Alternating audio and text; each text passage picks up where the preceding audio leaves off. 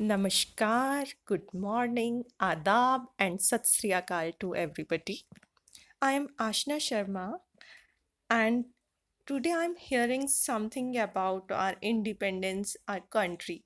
Actually, I am thinking from many days, and I want to share this with everybody.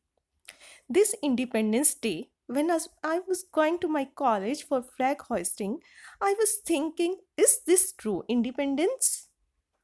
Are we really independent? Is simply hoisting flag and have a pic with flag is our patriotism? By singing national anthem and few patriotic songs is our responsibility completed towards our country? Have you ever think, are we really independent? The answer is strictly no. We are not independent. There are many things which prove that we are not independent. First, we are slave of our thinking. Do we have control on our thinking and desire that we can clearly say no? We can't control our thinking or desire. Secondly, day by day we are saying that we are getting modern. We are modern, we will not do this, we are not following this ritual, our culture, because we are modern. In what sense are you saying that you are modern? You are still slave of Western culture. Are in the wheel of Western culture, we are not forgetting our tradition, culture, value, and rituals.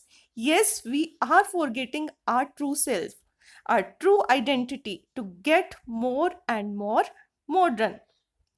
I'm not saying that we should not get modern. Yes, it's the rule of life to change with time with positive perspective by keeping intake our rituals, our cultures, our values, our tradition.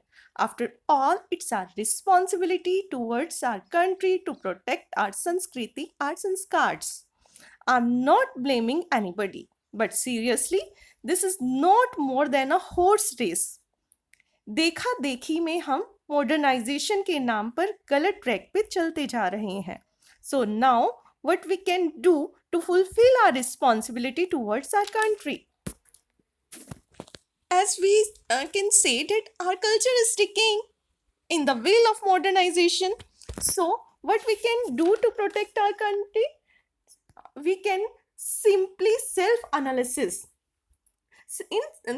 In self-analysis, you have to sit calm and analyze your thoughts. You have to work on your thinking process and control on your mind through your intellect. And for this, you can take advantage of your holy books like Gita, Quran, Bible, or Guru Granth Sahib Ji. Clear? Next step is that you should respect your culture, your value system, your tradition. Third, Karma Yoga.